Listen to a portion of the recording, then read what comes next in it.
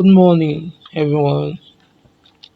You're welcome to KDHFS Academy, and today we are taking a series on demand and supply. So, we are going to work with this particular book,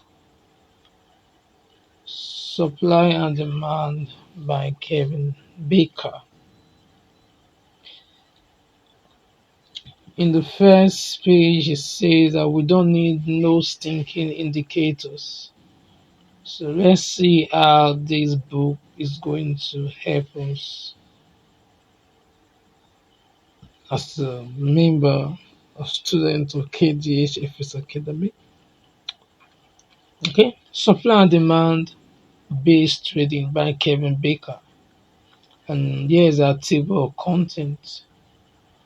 Chapter 1 talks about technical indicators. 2 talk about candlestick patterns. 3 talk about introduction to supply and demand. 4 talks about trading using supply and demand. 5 talk about risk management. 6 talk about applying zones to risk management. 7 talk about developing a trading plan. 8 talk about option basics. 9 talk about where do we go from here. So chapter 1. Technical indicators are the tools used by traders to aid them in the decision of when to enter and exit a trade. They vary from oscillators, moving averages, and trend lines to complex mathematical formulas. Indicators are divided into two categories: leading and lagging. Generally speaking, oscillators like RSI and stochastic are considered leading indicators, while indicators derived from moving average like MACD are considered lagging indicators. Lagging indicators get you into the trade late, and leading indicators are prone to false signals. There are more than 100 different technical indicators available to traders, but you will spend all the time and money in the world learning this, and you will not be much better off than when you started. You may be able to understand what Jim Cramer's guests are saying when they say the RSI shows oversold and MACD just made a bullish crossover. And you may have a cool looking screen, but it will not make you a better trader. An analogy to this would be trying to predict the weather. The following comes straight from Wikipedia. Weather forecasting is the application of science and technology to predict the state of the atmosphere for a given location. Human beings have attempted to predict the weather informally for millennia and formally since the 19th century. Weather forecasts are made by collecting quantitative data from the current state of the atmosphere on a given place and using scientific understanding of atmospheric processes to project how the atmosphere will evolve on that place. Once and all human endeavor based mainly upon changes in environmental pressure, current weather conditions and sky conditions. Weather forecasting now relies on computer-based models that take many atmospheric factors into account. Human input is still required to pick the best possible forecast model to base the forecast upon, which involve pattern recognition skill, teleconnections, knowledge of model performance, and knowledge of model biases. The chaotic nature of the atmosphere, the massive computational power required to solve the equation that describe the atmosphere, error involved in measuring the initial conditions, and an incomplete understanding of atmospheric processes mean that forecasts become less accurate as the difference in current time and the time for which the forecast is being made, the range of the forecast increases.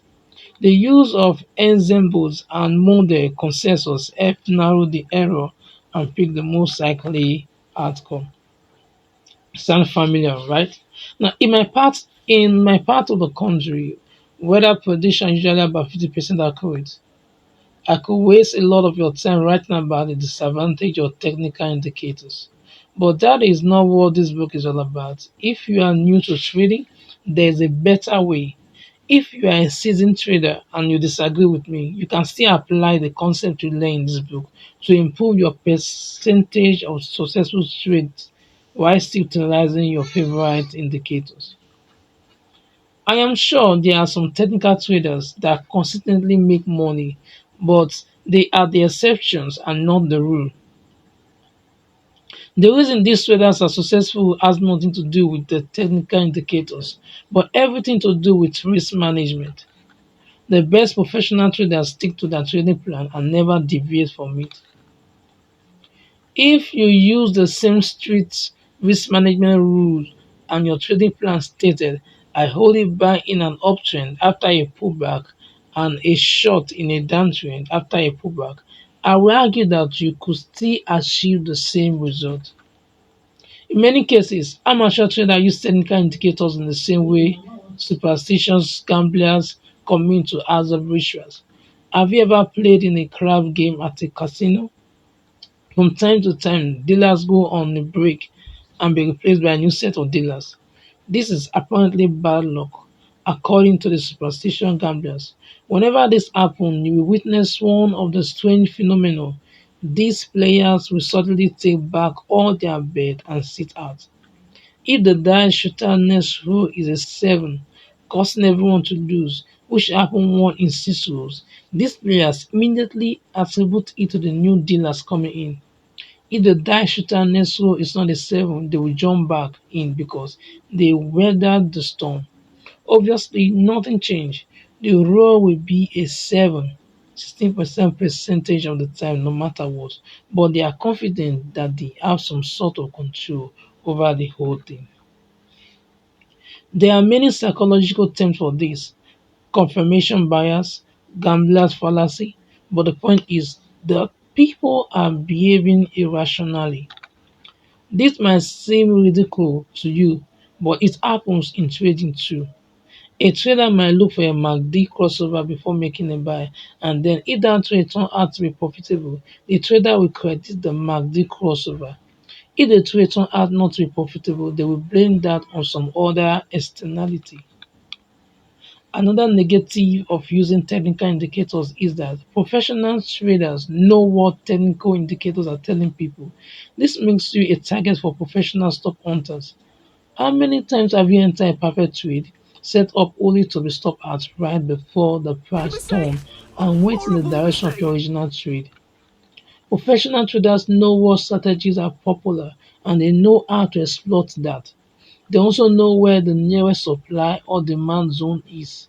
And if it is far enough away from the current price, they have more than enough capital to move the market against you and take out all the stops, allowing them to enter at a better price by always placing your stop below a demand zone or above a supply zone. It makes you more immune to stop hunters. But I'm getting ahead of myself. We will talk more about supply and demand zone in chapter 3.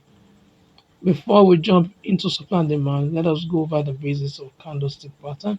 Thank you so much for the time. Do it Thank you. again. Ho, ho, ho.